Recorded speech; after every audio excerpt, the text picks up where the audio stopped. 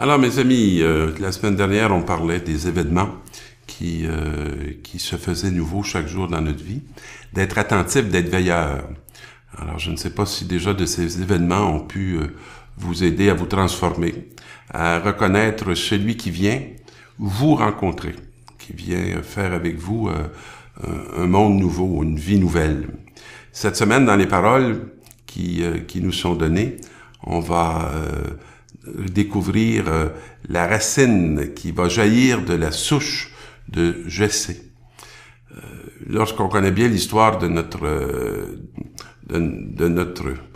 pas de notre continent, mais de la réalité qui pour moi est plus montréalaise parce que je suis un Montréalais de vieille date.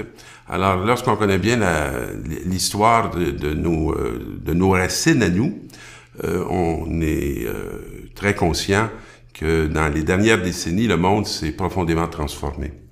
Et on a l'impression que tout est en train de nous échapper.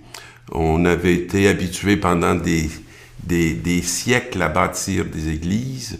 On voit les églises qui sont peu à peu vendues, transformées. Et on se demande où s'en va tout ce patrimoine qui était le nôtre.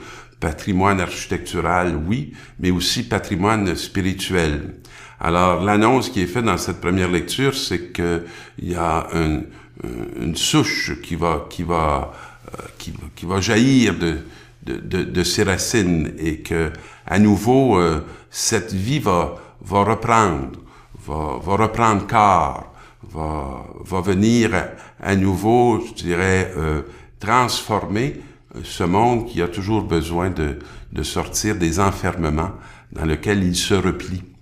Et notre ami Paul, pour sa part, dans le second texte, va nous dire de continuer à lire les livres saints qui sont là pour nous instruire, pour que nous ayons l'espérance et que nous ayons la persévérance.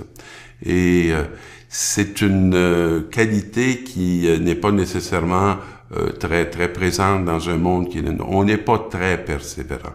On aime bien les choses qui s'accomplissent vite, qui ne sont pas trop exigeantes et qui ne demandent pas trop de nous-mêmes. On aime bien recevoir et être de ceux qui vont se livrer, qui vont se donner. Ça nous égare un peu. Et la joie se trouve souvent dans ces réalités. Les grands cadeaux que j'ai reçus de ma vie, sont très simples. J'ai eu la grâce d'être appelé à servir, j'ai eu la grâce d'être appelé à être père, j'ai la grâce d'être curé de quelques paroisses, d'être avec les policiers de Montréal, d'être avec les personnes handicapées depuis plus de 30 ans. Alors, qu'est-ce que c'est que la persévérance donne? Elle nous permet d'approfondir et de saisir en vérité ce qui est vécu et ce qui est reçu. Dans l'Évangile, on va être appelé à rencontrer Jean-Baptiste. Jean-Baptiste qui va proclamer à travers le désert une voix crie « Préparez le chemin du Seigneur, aplanissez sa route ». Puis c'est un homme qui est plutôt ascète, mais tous les foules vont se déplacer vers lui. Et c'est intéressant de voir comment les foules se déplacent vers non pas le centre de ville, non pas vers downtown, mais vers le désert. Parce qu'il y a là quelqu'un qui fait une annonce qui est pour le moins étonnante, qui résonne bien autrement que tout ce qu'on peut entendre à droite et à gauche. Alors, est-ce qu'on en a dans nos villes de ces réalités? Et je pense que nos églises demeurent souvent un peu de ces déserts, que si on ose entrer dans ce désert, on va entendre une parole de conversion. Alors, ça veut dire quoi, en gros, se convertir? C'est se détourner de soi pour se tourner vers Dieu. Souvent, dans les épreuves de la vie, quand des gens viennent me rencontrer et qui me partagent ce qui les fait souffrir ou ce qui les remet beaucoup en question, qu'ils ne saisissent plus Dieu. Alors, j'ai rarement des solutions toutes faites à leur offrir, mais je peux faire route avec eux, je peux marcher avec eux et les amener à se détourner d'eux pour se tourner vers celui qui va nous éclairer tout différemment sur les situations qui sont les nôtres. Il y a quelques années, j'ai commencé avec des amis, ou des amis m'ont fait signe parce qu'ils avaient vécu le décès d'un enfant qu'ils attendaient, qui est mort avant de naître. Et ils auraient bien pu se replier sur leur souffrance. C'est pas facile pour les familles parfois d'en parler. On a peur que la détresse détruise ce qu'on aime. On invite à passer peut-être un peu vite ailleurs, alors que les personnes ont besoin d'être reçues, d'être accueillies, d'être entendues. Et ces amis-là avaient rassemblé d'autres personnes qui avaient la même expérience qu'eux dans un parc à Laval. Et je pense que la première année, on devait être autour de 70 personnes.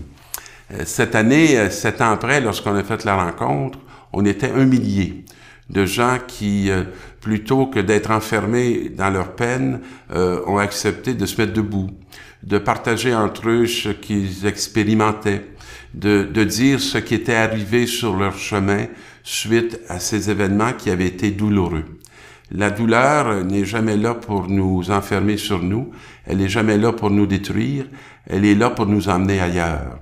Et souvent de reconnaître qu'à travers ces expériences douloureuses, il y a comme toute une humanité nouvelle qui a pu advenir. Il y a des choses qui ont été découvertes, qui ont été expérimentées, et que nos personnes, que nos êtres ne sont plus jamais et ne seront plus jamais les mêmes, parce que ce passage dans notre vie est venu nous conduire ailleurs.